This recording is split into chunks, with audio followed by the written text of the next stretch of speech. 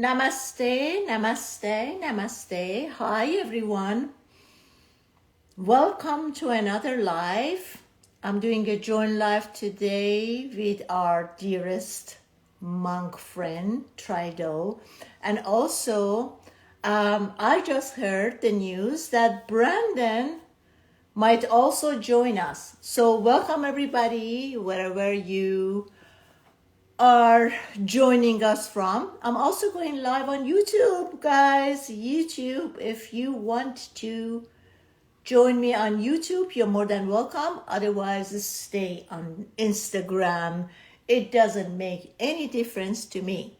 So the topic of the day is how to overcome the overthinking mind. And I know that this mind, this magnificent, this magnificent device is just unlimited information that we need to get from it and overcome it. And then what are we going to do when we find out all about it? So today live is about this by itself. Let me know where you guys are joining me from. I also have the comments open on YouTube. So let me know where you guys are joining me from. And also yesterday I did a short reel in Farsi. And I just want to tell you, translate it into English and see what do you think about it. Do you find this information or these tools? This is a very important tools that I'm going to give you guys. And I know that these tools is nowhere else because I have downloaded these tools for overcoming the thinking machine. So, in my reel, I said, what happens if for 1 week, every time you notice, the donkey one, every time you notice that the mind is starting a conversation, what you do, you just stop the device, the machine, the thinking machine, you just stop it and say, the donkey is making sound like ee-haw, ee-haw, ee-haw. If that's the closest I can get to the donkey language, right? So don't get me wrong, guys, because donkey, as some of us might think, like we're using it as some not nice word, is actually donkeys are extremely smart and intelligent, right? And I was thinking about it yesterday as I was saying this. I said, probably donkeys are the generators in human design because they have an open aura and they're just so loving and so caring. And also they are the doers, right? Thank you, Sahar, for buying badges. I would much rather that you concentrate on my thing, what I'm saying, rather than buying badges. I am grateful for it. Thank you very much. Don't get me wrong. Okay? Anyhow, so let's get back to the exercise. You notice step 1. You notice that the mind is telling you, oh, Sudi, do you know what? Thank you, Mara, for buying badges. You stop it right there and you say to yourself, the donkey is talking. Ee-haw, ee-haw, ee-haw. Right? Stay with me. I tell you, Faye, why I use the donkey. Okay? So you say that the donkey is talking. You separate yourself from the thought. And I said for 1 week, do this exercise. This is my famous thought cut silence tools that I have been offering to you guys for the longest time, right? Is the same exercise as thought cut silence, or from the minute that I wake up, I realize that the mind ego has also awakened with me. So from that moment on, my exercise is to separate myself. Oh, it's the ego, it's the mind, it's the ego, is mine. I am not. Tri Dao has joined. Huh? Tri Dao has joined. Oh, okay, fantastic. Oh,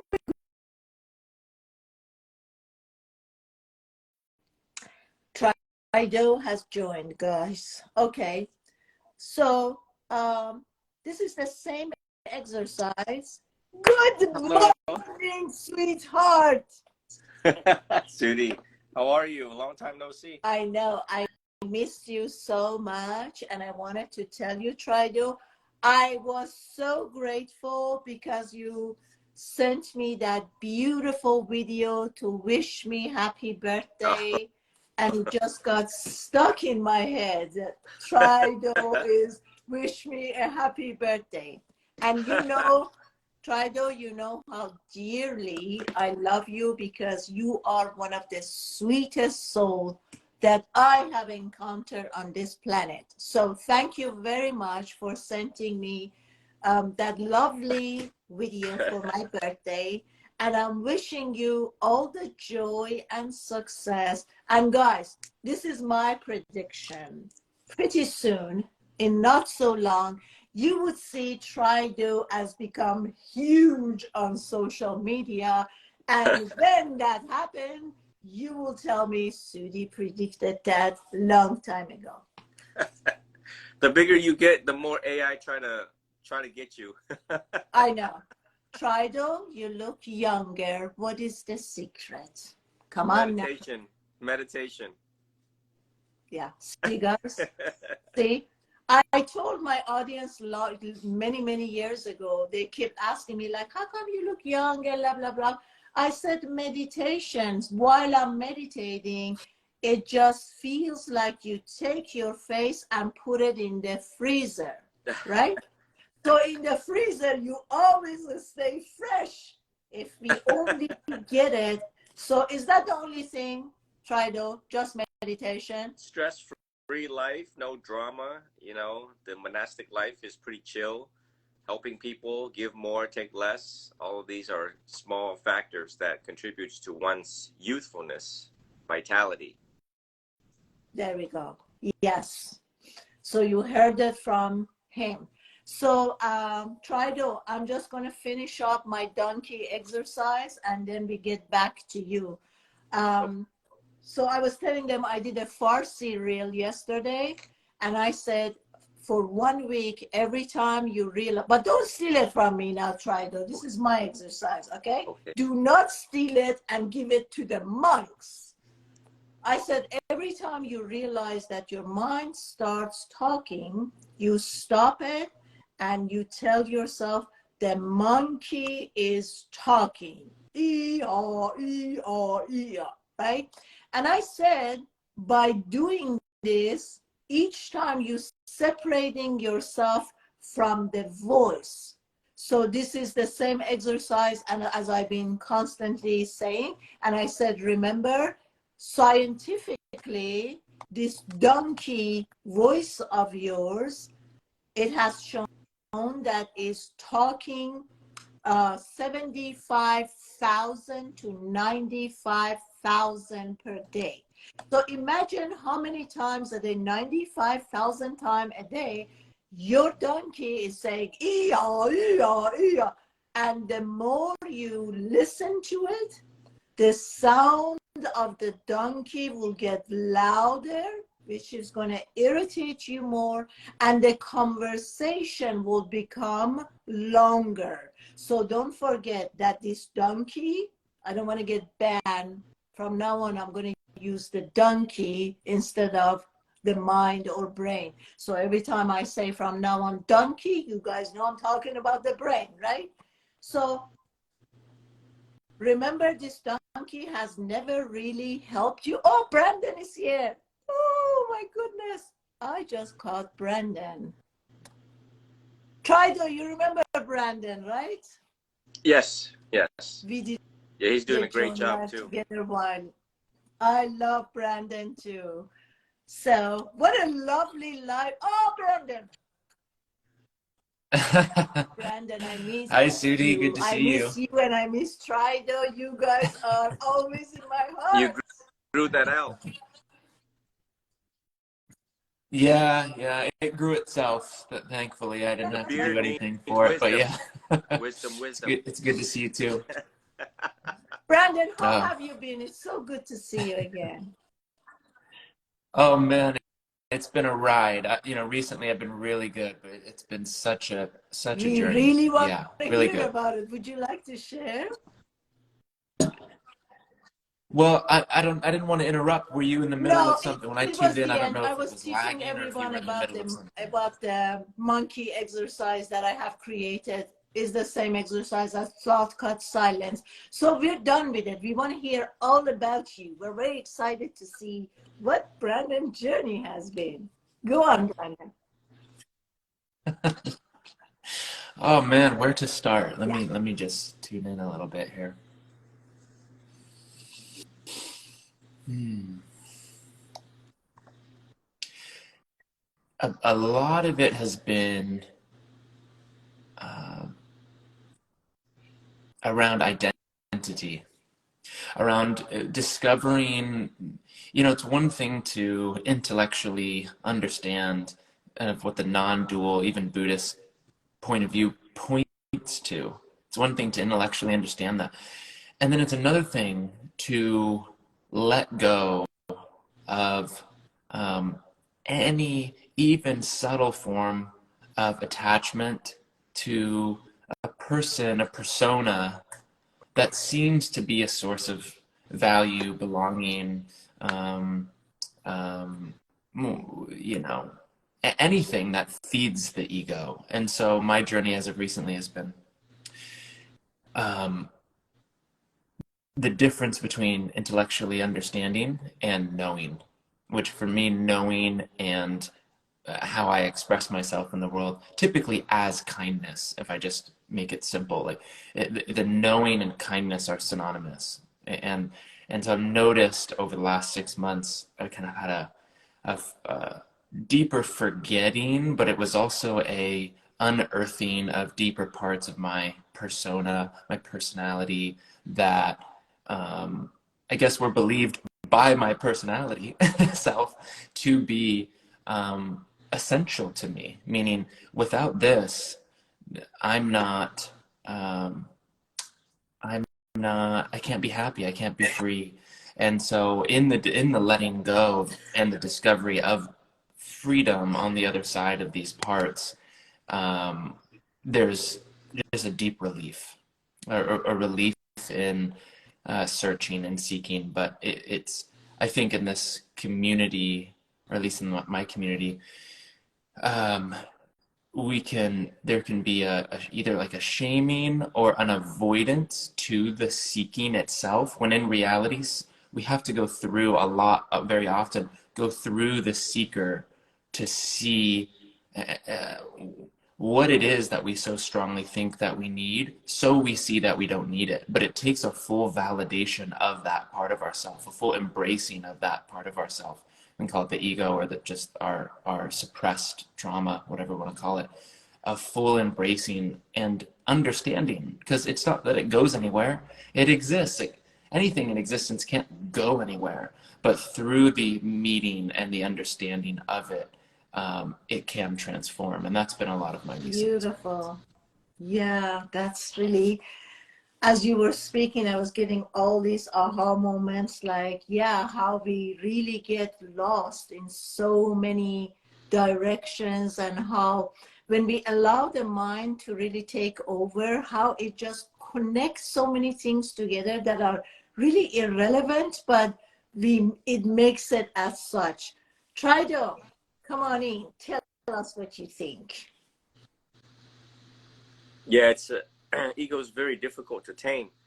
the me, the my, the I, and the links of influence, what we call in Buddhism, paticca samuppada, that led us to where we are today. The anger that we held in and the causes and conditions that led us to be angry, so many causes and conditions that we're not aware of, the subconscious, the unconscious, since birth. In Buddhism, we trace back since how young you could remember who you were with, where you were at, and what you saw and what you remember that led up to today's totality of you, and the making of you. And to, in Buddhism, pretty much we try to undo all of the negative habits, all of the negative acquired emotions, negative acquired bad habits throughout one's lifetime, and trying to drop as much of that as possible. Meditation aims to drop as much as that as possible, and redefining who you are, kind of like born again Buddhist, the concept of like born again Christian, born again Buddhist, birth of a thought, death of a thought, birth of an emotion, death of an emotion, death of the old you and birth of the new you. Yeah. So it's a lot of work, and it takes a lot of courage for any males to see that clearly, and it takes a lot of courage to desire to eradicate what has not been helpful for us throughout our life, and to redefine who we are to be we have a lot of power, strength, and to discover that beauty that sits inside of us, so that we may achieve inner liberation, peace, and freedom. So you're doing great, Brandon, and you're inspiring a lot of people who's listening, because we monks have to go through the same. I took a 1-year silent retreat to deal with my own ego and figure myself out. Wow. Yeah, for me, it was initiated actually by a 4-day fast alone in the desert, water fast. That was the big opening. I had a lot of openings, but this was one that really took me into the unconscious, my own unconsciousness. So. Brandon, what are you doing right now? Like, are you teaching? You have courses? What are you doing? Yeah, so I'm opening a community. I haven't talked about it much. I'm glad that you asked. It's called Living in Truth, LIT for short. And it's inspired really by my last, I don't know, maybe 8-9 months of having experiences that were so intensely destroying of my heart and reality. Who am I? What am I? I don't belong. What is this? And like the complete falling into the unknown and realizing there's no floor, and the fall is a flying, and it's liberating. And in that, I keep coming back to the difference between reality and my thinking about reality, and seeing that without my thinking, reality is kind, graceful, everything I need. And so in that community, and it's going to be free for a little while, we get back to that fundamental truth that reality and other people aren't our enemy, but our thinking and believing that we copy and paste onto them is. And like Sudi, it's like in that moment, duality is created. In the absence of resistance, that's another way of saying non-duality. It's not a fantastical experience. It's just the absence of the separation that mind creates. And so it's just about finding any moment where we believe in the nightmare, which is the duality. We believe there is a the nightmare is real, and we come back to the truth of that experience through inquiry. Brandon, I have a very imaginatory mind, and when people talk, in my mind creates a movie. I see things. And as you were explaining this, I saw this ranch, but I don't know why roosters were very profound. Do you have a place yet? Yeah. A place for gathering? Well, no, not necessarily. We have a couple. I'm in Austin, Texas, and I have some friends that have yoga studios, and we're doing events and whatnot. One of my friends is creating the beginning of next year, there will be it's called Sanctuary, and there'll be a temple and about 1,000. It'll house about 1,000 people, the different housing units and farms, and it'll all be a regenerative kind of eco village style place out here in Texas. So some things are in the works. Before you came in, I told Tri that I told everyone, I said, in a few years' time, you shall see that Tri becomes huge, like, and as you were speaking, I was like, Trido's already huge. I know. I could feel him all the way over here. But as you were speaking, I was like, oh my God, he's Ram Dass. You, Brandon. Yeah. Brandon Dass. Let us give him a name, because I became SudGuru. They start giving me this name up because my full name in Farsi is Sudabe, and they gave me this SudGuru things. We got to find one for Brandon. But Brandon, no, I'm not kidding with you. I'm very serious. I see in the near future that you become another Ram Dass, but I'm seeing a lot of greenery space and like a ranch. That's where you're going to be situated. It sounds beautiful. Yeah, I want to share a personal story with you guys. About almost 3 months ago, my lifestyle is so busy. We are like Tri Dao on all different platforms, and I have lovely, there are 17 people who help me out with all my social medias. I'm blessed. They drive me crazy. They help me out. They need a lot of attentions, all of that about. So I said, for 2 weeks, I'm going to stop everything. No private coaching sessions, nothing. I'm not going to do live. For 2 weeks, I'm just going to stop everything and just work on my course, which is, I have written it and all of this stuff. You're not going to believe it. The very first day, today is the first day of the two weeks that I'm just not doing anything. I went in the shower. The shower is still, I have this huge like jacuzzi bathtub. There's no water. My feet I slept and I fell from my left side on shoulder. The pain was excruciating and I went unconscious, and I was like, oh my God, another painful Kundalini awakening experience. Like, why does it have to be so difficult, so painful? Because I have happened, from car accident, from falling down all the way from stairs, like bang, bang, bang. I said, does it have to be so drastic and painful to have a freaking Kundalini, excuse my language. Anyhow, so I fainted out in the bathtub. I don't know how long it passed by. I finally came out. The pain was so bad. I managed to pull myself into the bed. And as soon as I get like the pain was going up and down, and I said, what is it? What is the lesson? And the list started. Yeah, you're doing so many things, being all over the place, and this is not what you're supposed to be doing. You're supposed to be being. And I'm like, okay, I get it. And you might relate to that. All of a sudden, Ramana Maharaji came in my body. And I love Ramana, He came in my body and my whole body started vibrating.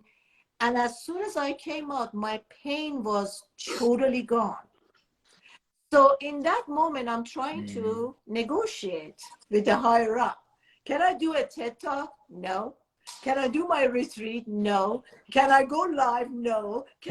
And it's just, so I got it that they want me to do absolutely nothing. And literally for that 2 weeks, I just slept. I mean, in my career of 43 years being in the business of coaching and training, all of that stuff, I never had a day that I saw a sunlight. And in that 2 weeks, I would wake up 8:30, 9 a.m. The sun was already out, you know, and I slept and I went into trance, in and out, in and out. So to make the long story short, I was like, okay, I get it, but doesn't have to be so drastic. Why all these experiences has to be, you know, so tough? And anyway, everyone told me, you know, yeah, it's not the bone. So the pain start again after that night and everything. And I've been in pain still up to today. I went to a physiotherapist, I went here and there. So finally I'm like, I got to get the MRI because I'm not getting better. So the MRI result came back and I had a bone fracture where the arm and the shoulder goes together, bone fracture and some distance created. And now I'm really doing the teaching. I am not the mind, right? I am not the mind. I am not the physical body, and I'm not the emotion.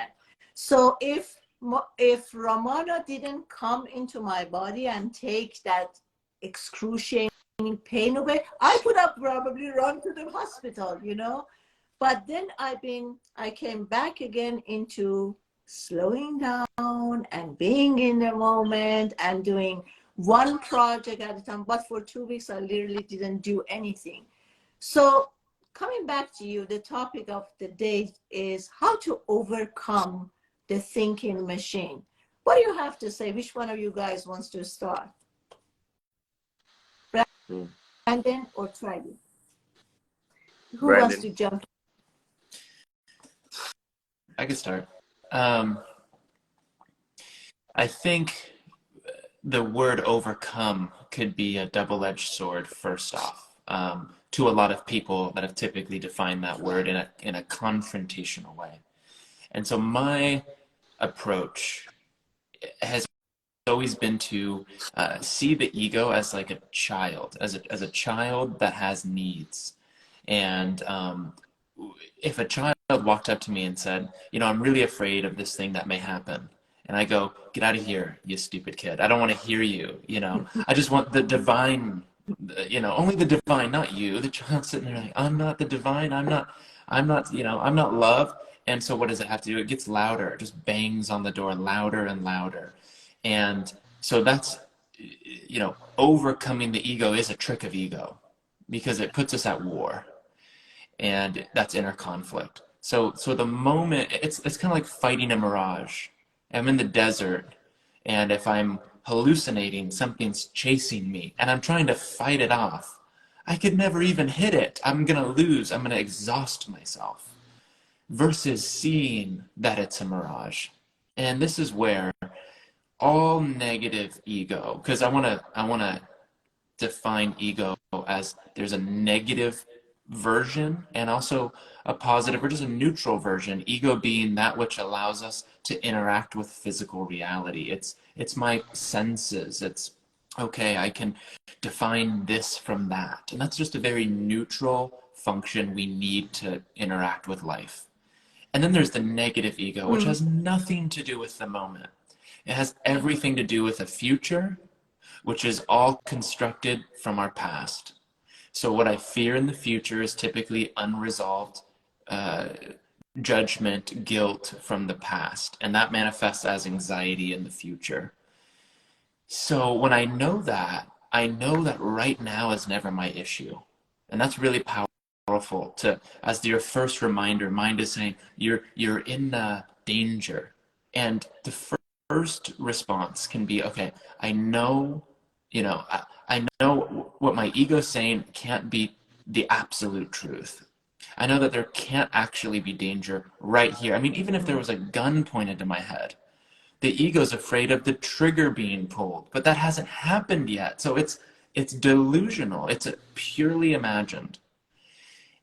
So when I see what the imagined fear is, and I first differentiate, okay, right now I'm safe. I come right back into the now. Then I can go meet that fear and investigate and meet it with understanding. And in this case, I'll just use something simple like the fear of being rejected. You know, if I share my passion, my gifts, I'll be rejected. Go fully, and this is more of like a tantric approach versus an Advaita approach. But they go to the same place, and in my experience, it helps avoid the bypass, spiritual bypassing. So we're really meeting, we're really immersing into it until we break through back into our being. And so I'll meet that scenario full, sensations and all. Let me put myself in the imagined scenario of being rejected, and I'll drop a client in or myself, and I'll wait and I'll get still, which typically we don't want to do that. We don't want to feel rejection and stillness. We want to avoid and eat and project and deny and blame. So I'll get really still with that sensation and discover, okay, number one, this isn't a threat to my life right now. I can be with this. And that's a big to realize. I can be with this. And then second is to witness all of the narratives. Man, if someone judges me, if they say I'm a fraud, I can't handle that. And typically what that means is a part of ourselves does believe we're a fraud. And they're just going to reveal that to us. And so I've seen that admitting what we're afraid of is a way that we can be admitted back to the moment, back to our being. Okay, maybe that's true. If I'm fighting, if I have a defense, that's also an attack. So when I find where my defenses are, I could find the truth. Where do I actually believe I am a fraud? And I can start to open and be honest. And, oh, I lied here. I'm not totally sure about this. And so I could first kind of meet the ego, go, you know what, we're on the same team. Thank you for showing me that. And then I can get to the deeper truth. Am I, as a person, a fraud? And that's where so I'm meeting the ego where it's at, and I'm also coming back to my core identity. What is I? Awareness, the presence behind the thoughts. Is that a fraud? Can that be rejected? And I like to kind of end there to make sure we include the whole chain of ego, thoughts, emotions, all of it.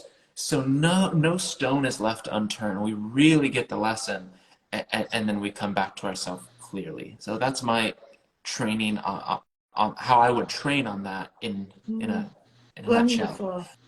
Tri, come on in, please join us. Tri, you are messing up our feng shui. Can we have a little more of your body? So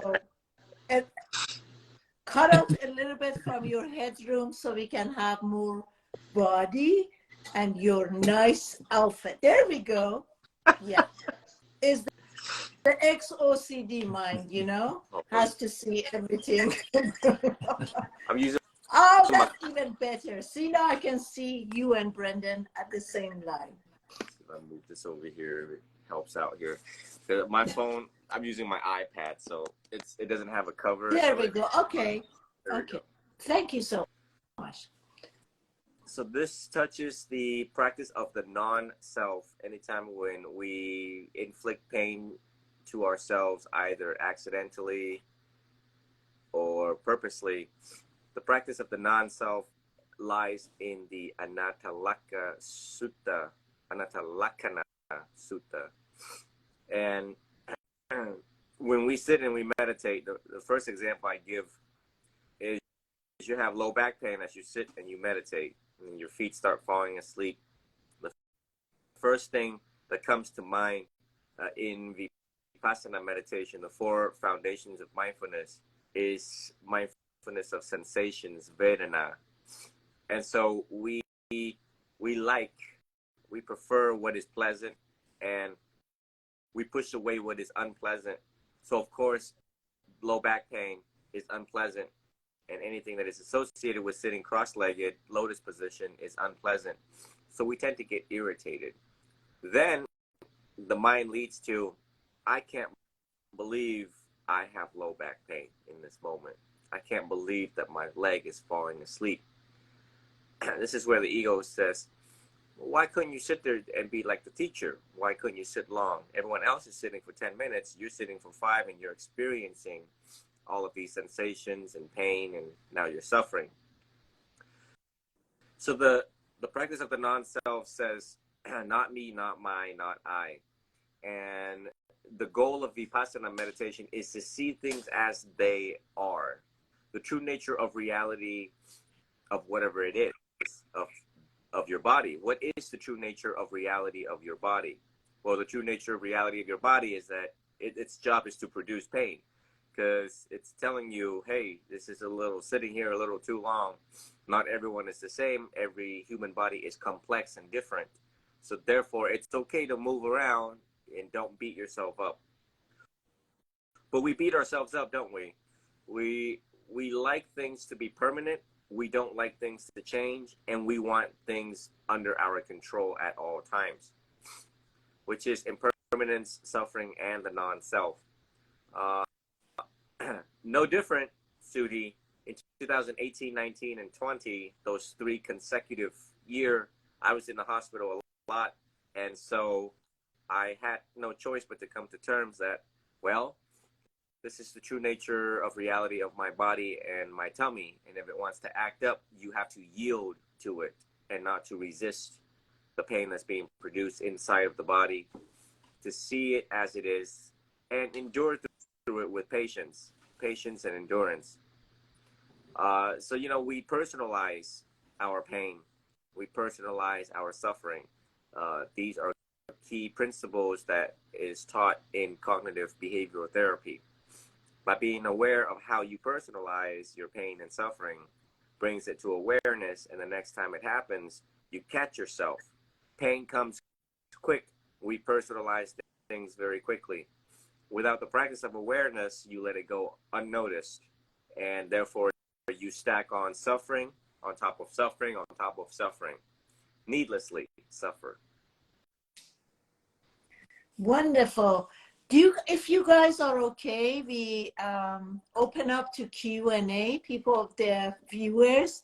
So please, guys, be more engaging and write down any questions that you have from Brandon, Tri D, or whoever. But I pin what you said, not me, not mine, not I. That is beautiful, Tri Dao.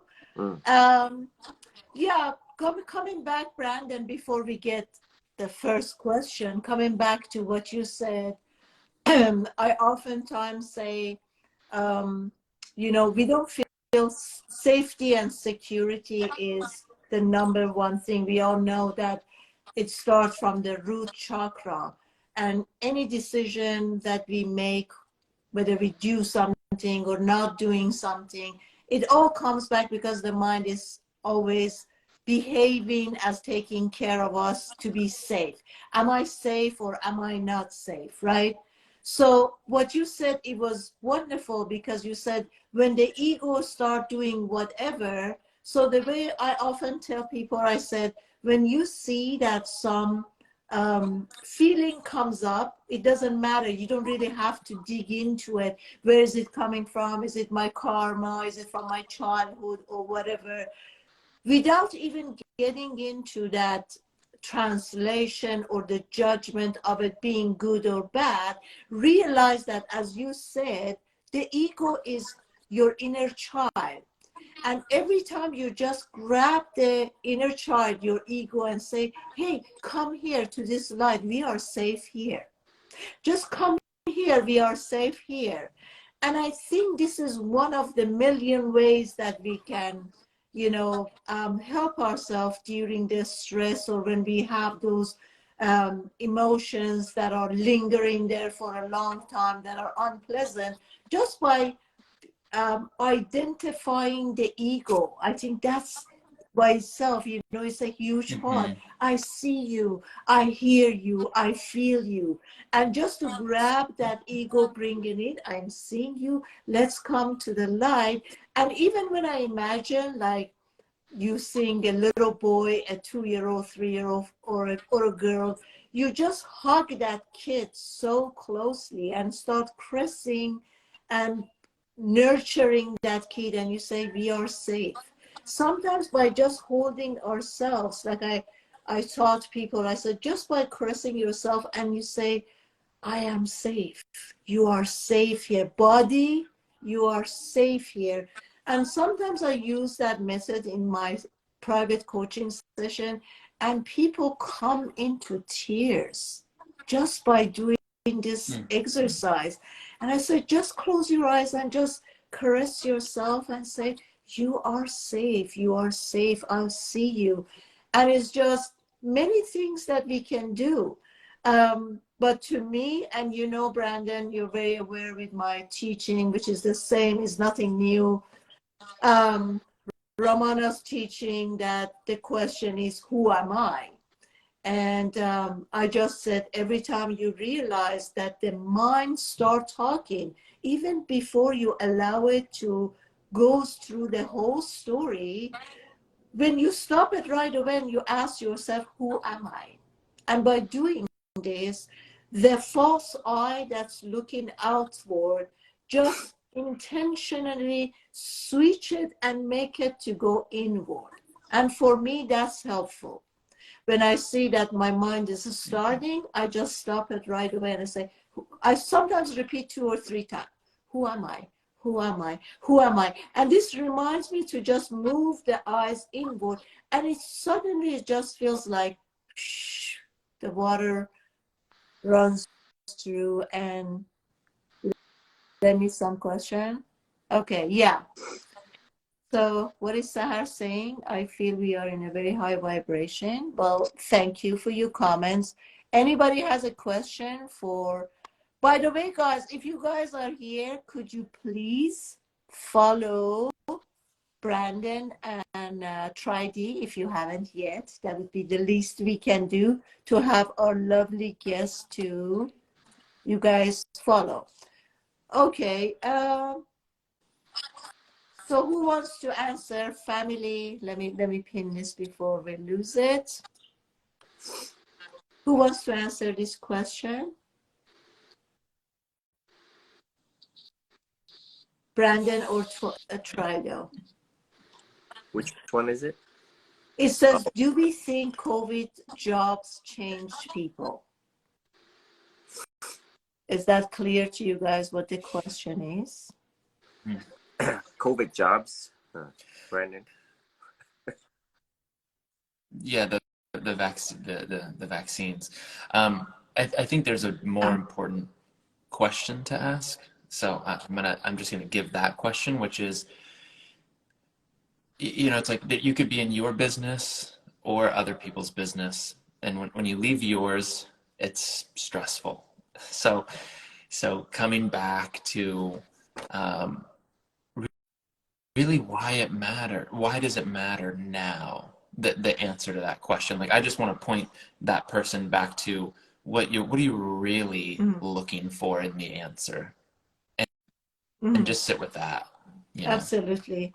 I just pinned another question. Will you release this session? I have to go. I think you mean to save it. Absolutely. It will be saved here.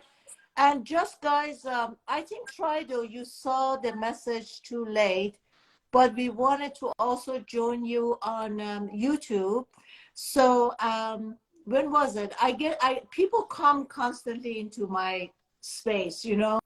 Yes, yesterday I said, where's Trido? A couple of days ago. And then I said, yesterday, I said, where's Brandon? Brandon, you know, people just show up in my space. Oh my God, we haven't done a join live. So for next time, I want to arrange it earlier so we can join both on Instagram and YouTube, if it's okay with you guys. Yeah, I forgot. Yeah. I forgot So that YouTube now has a feature where you can bring on people live. It didn't cross my mind when that question was asked on my thing, and I'm like, wait, how do I do that? And now I got it now. I remember now. Yeah, because what we're doing is sometimes when I have more people, like for my birthday, we connect the Zoom to the camera to YouTube, so we can get as many people as we can. And then right now on YouTube, we have an option to do it jointly. But because if you're doing both servers, we're going from Instagram and YouTube, there are some technical issues that we wanted to resolve it beforehand. But that would be wonderful. Next time we'll be more prepared so we can join, because a lot of people watch us on YouTube and some on Instagram. Anyhow, it's going to be saved, so you don't have to worry about it. We can even upload this one again on YouTube, because I don't want to be on YouTube by myself. So we do that too. All right. Let me There were go some questions here, Sudi. I ahead. don't know if you Yes. saw them. There's the one that says, can you clarify how we can find the tools that work in our body to handle pain, Yes. either physically or mentally? Should we start with that? And then there's one, Yes. how can I teach my Go kids ahead. how to not identify with Dive in. themselves in the pain of the mind? Okay. Yeah, with the first one on pain in the body, physically and emotionally, I think I saw someone kind of respond to this. Most often when there's not mental resistance, suffering on top of physical pain, the suffering, the physical pain most often becomes bearable. And no one's traumatized from physical pain alone. We're only traumatized from the story that we attach to the physical pain that turns us into this separate suffering self that we want to resist becoming again.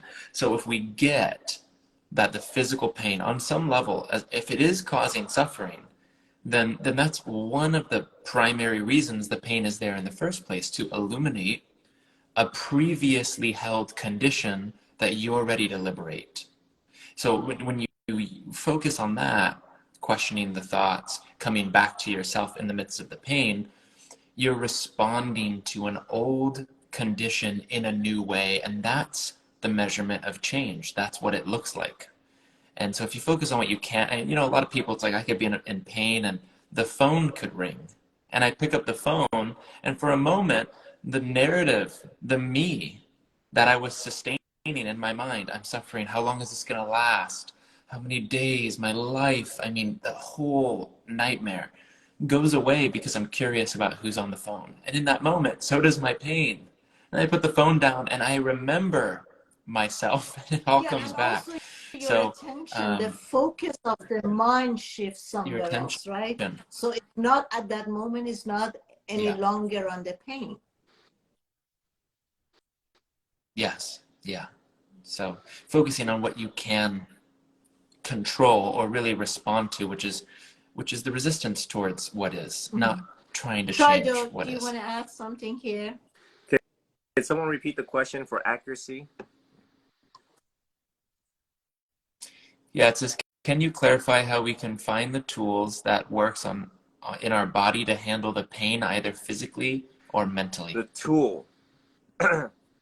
So we Tools. using Vipassana meditation as taught by Yuta Tammo, y'all can find him on YouTube, is the noting technique where the pain is. And pretty much where the pain is, you basically note pain, pain, pain, pain. So why do we note the word pain where the pain is located or where it has arisen? It's that we don't make it my pain. Why am I having this pain? Again, back to the me, my, and I.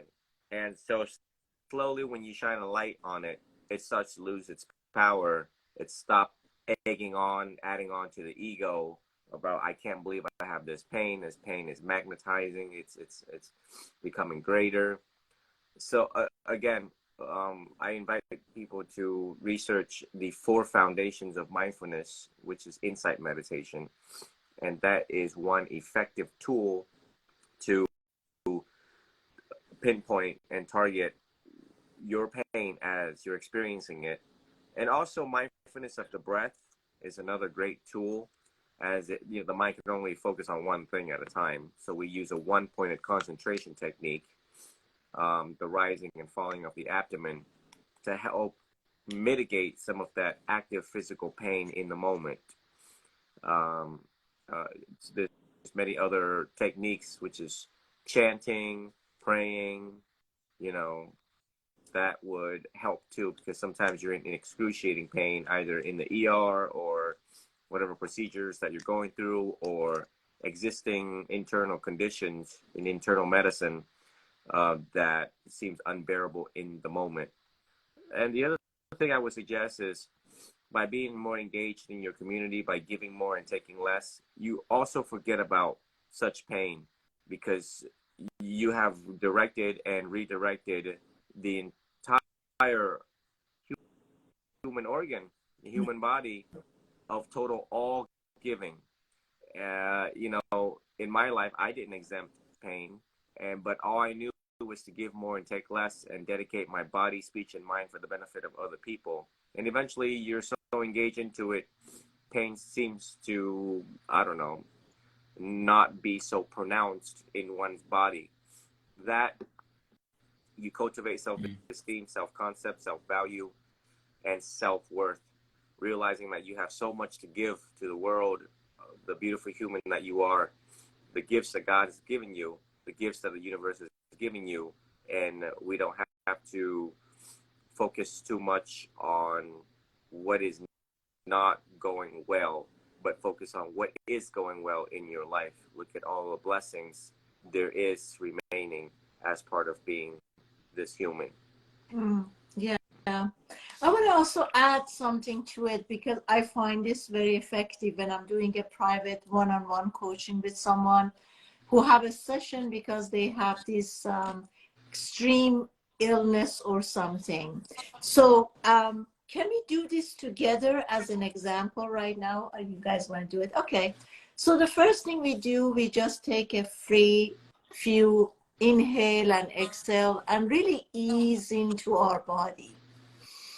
Please, everybody here, thank you for joining. Do it with us. Just relax your body and just concentrate on the inhale and exhale. You can also repeat, body, you are safe here. Body, you are safe here. Then we go to the area where the pain, the illness, or the organ that you're having problem with. Concentrate on that. And then I would ask you, if this pain or this illness had a shape, what shape would it be? Would it be straight? Would it be triangle? Would it be a circle? See what the shape is. Just concentrate on it. Slow down your breath and just get deeper. If this illness or this problem or the issue that's arising right now had a color, what color would it be? Just see in your mind eyes. Is it white? Is it blue? Is it brown? What color is it? And then again, if this issue, this problem, this illness has a texture, what texture? Is it soft? Is it hard? Is it moist? Is it rough?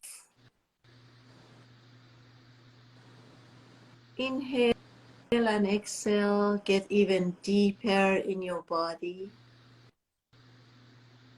Now, if this illness or problem would be a person, would it be a female energy or a masculine energy? Female or masculine? And just silence yourself to hear and see. And now you can ask it, what is the storyline? What is the deep-rooted issue? What are you trying to bring to my attention? I know you want to tell me something. I know that you want to bring something to my attention that is much more deeper. What is it? and just sit in that silence till it starts connecting with you and speaking to you. I know you have a message for me. I am here and ready to hear you. Thank you very much, guys. Thank you. Ed. Thank you, Sudi.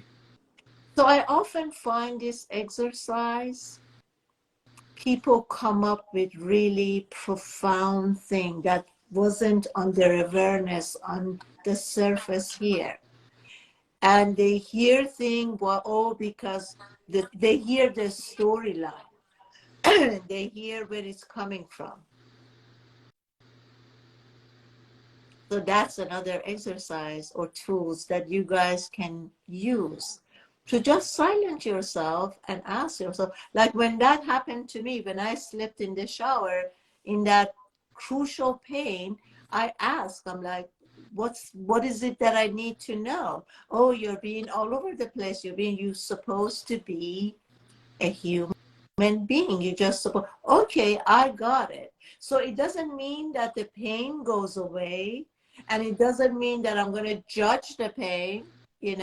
Oh, if you're such a spiritual teacher or if you're a shaman, how come you suffer it? It's not about that. It's about, okay, at every second, like Tri Dao said, my focus and my attention goes to wherever I am most helpful at that moment, right? So the focus and attention is not on me, but is where can I be helpful? How can I be at service? And by doing that, it's just my focus is not on the pain anymore, but it just shifts somewhere else. So what else do you guys want to add before we end this live? Brandon? I'm still blissed out from that guided meditation. It's so much better when you give the guided meditation. And you're so sweet. That's why I love you. Brandon, So, would you like to? add, Yes, go ahead. I would add that, it's a knee-jerk reaction, and it is biologically programmed, where we were biologically programmed to take first and foremost, to take it personal. And then the second thing is to blame to ensure our survival. Remember that thousands and thousands of years ago, when we were Homo habilis, Homo sapiens, Homo erectus, that when someone attacked us and they inflict pain upon us, the first thing was to go, "You did that to me? How dare you?" And then we would obviously kill the other person. I mean, that's what we did. That's human. Then, of course, came law and humanity and society. So, of course, we couldn't do that anymore. Or if you do that, you're going to go away for a very long time, and you're going to be practicing Vipassana in prison. So the practice of mindfulness, awareness of these knee-jerk reactions, it just helps you. One of the primary jobs of a human is to forget. Yeah. People ask me, "Do you wear this every day?" Well, yeah, I have to, because it's my uniform, and I gave everything up to wear queen size bed sheets, spice color. So, but we have this to remind us that, everything that I have told you all, this actually means the color of death. So be grateful to, if you open your eyes this morning, be grateful, because you were blessed with two gifts. Not a lot of people get to open their eyes this morning. And by practicing mindfulness meditation, mindfulness in the beginning, early in the day, sets the intention. And then at the end of the day, to let go of all the acquired negative emotions, negative acquired bad habits, then you're more likely to be well equipped for the rest of the week and the remaining balance of the day to conquer your day. So much can happen in one day. Up to 70 1,000 separate each thoughts the mind produces. And I think the subject of today was, do we need the mind, right, Sudhi? Yeah. And in the Dhammapada, I think you guys can barely see the title, but in the Dhammapada, the verse number 1 in the Dhammapada is that everything is preceded by the mind. The mind is the forerunner. Everything is preceded by it. So you have to know how to tame the mind, whether it's going to lead you to hell or heaven, and the psychological demon that lies in the mind. So when Brandon was talking about, when he was helping us analyze the mind through by bringing the ego up to the surface, why is it so difficult, all of this, and why is this a repeating subject over every year? There's a repeating subject on the mind and how to tame it, is because we're using the mind to fix the mind. We're using the one thing that causes us a lot of problems to fix itself. You know, so it's complex. We know how deep the ocean is, but we don't really fully grasp the depth of how the mind can get, the tricks that it plays, the games that it played. And the Buddha was the world's first psychologist in understanding and identifying the mind's tendencies, the greed, the anger, and the ignorance of the Four Noble Truths. So you all have to use all these philosophies, everything that Sudhi said, everything that Brandon is doing, and everything that the Buddha left us 2,600 years ago, to make sense of this mind, the complexity of your mind. And every year it evolves. You know, and if you have kids, oh goodness, every year your kids get smarter than you are. They're like robots. It's crazy, the evolution of the mind every year that we get to observe in humans across our platforms. But by using the best available science and trusting the teacher and trusting the process, then you come closer in taming the mind, which is a very, very glorious victory. Because the Buddha says you can win 1,000 battles 1,000 times, but the noblest victor of all is one who wins the battle within himself, him or herself. Yeah, beautifully said. Beautiful. Brandon, would you like to add something? Yeah, I'll just mention, thank you so much, Tri. I love how you explain things. It really, it's really, really good. In inquiry, self-inquiry, it might seem like we're using mind to tackle mind, but if you're doing inquiry correctly, you're moving in the opposite direction of mind. You're evoking wisdom through a kind of stillness that the mind can't stand. And the wisdom, this is the insight that came to me the other day as I was doing inquiry. Wisdom is God interpreted through the mind. And we could say God is being, or infinite consciousness awareness. And love is God interpreted through the body. So when I'm turning in, and the questions that I ask, I might be interfacing with mind, but through the question, I'm using mind to get out of my mind, because I'm going somewhere the mind can't actually go, to something that it can't conceptually understand. And in that, there's an opening, there's a light that shines through. And just like when we turn light on in a room, it doesn't have to battle the darkness to eventually illuminate the room. It's just light. And it could feel like effort at first, but it's actually an undoing of a previously held effort that has momentum. So it's like if you squeeze your hand for a really long time and then you open it and it feels difficult to open, you're not actually coming up against resistance. You're feeling a previously held resistance slowly unraveling itself. So don't be discouraged if by turning in the opposite direction, which one of my favorite questions when a thought arises, yes, the direct path, who am I? But also, is this true? Is this true? And I could sit in that. You could sit in that question. Is this a fact? For 5 minutes and just see what starts coming. And instead of following the trail of the thought, you go into a different direction and wisdom can shine through. And when a direct revelation from your being arises, that's transformation.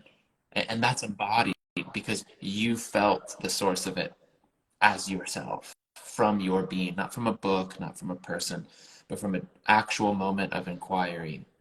And to me, that's my spiritual practice, is the living Absolutely. inquiry. You know, the reason I came with this, do we really need our mind? Because I was doing a coaching session with someone, she's brilliant.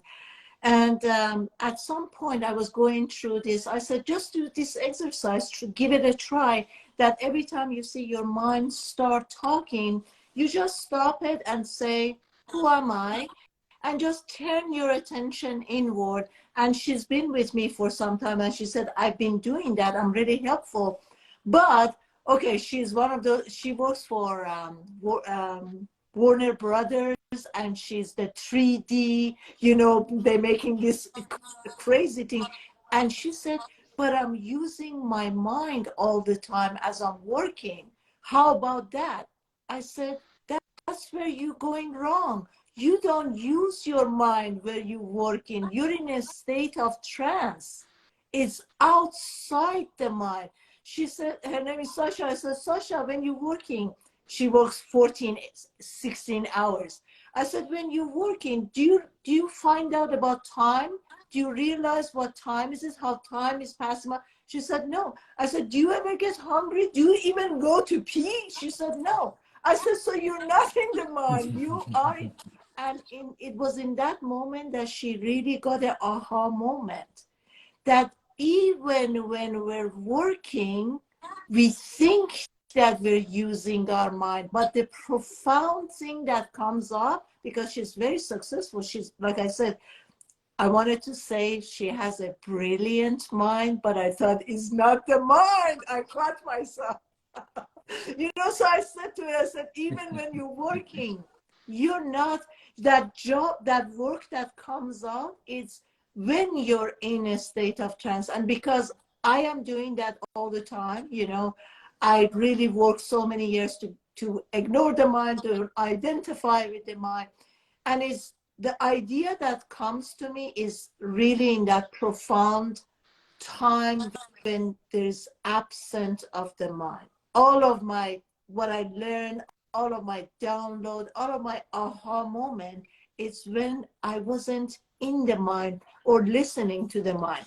So that's why I said, let's make it this topic today, that do we really need the mind? Yeah. So if you guys don't have anything else to add, we're going to end this live.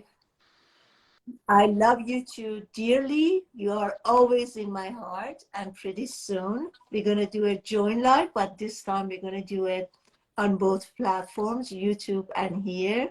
Anything else, we say goodbye to all this beautiful soul who has joined us till now, and all the beautiful souls that are going to continue later on to watch this live. Anything else you want to add?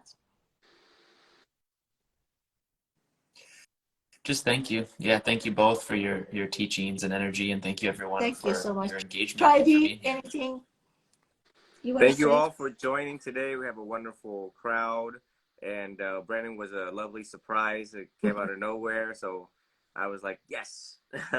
Trust me, when someone comes in my projection, that means they're right here. You just have to reach out. That's right. And he was in my projection today. Thank you so much, guys. Thank you, everyone, for joining us. I'm just hoping that whatever we do, all of us can help you guys to have a better lives. And I think very, very soon, when I get the green light and throw another retreat, I'm going to do a join with these guys, with Brandon, with Tri Dao, and all the other beautiful souls on this planet. We're going to find a huge ranch, and we're going to do a week or 2 weeks retreat together. How about that, guys? With the I know roosters, the we've got to make roosters. sure we have I the already roosters. seen the roosters, Brandon. Love you guys. Bye Thank you, bye. Sudi. Thank Take Thank you, care. you. Sudi. May you Thank you, all be Tri well. Dao. Bye bye.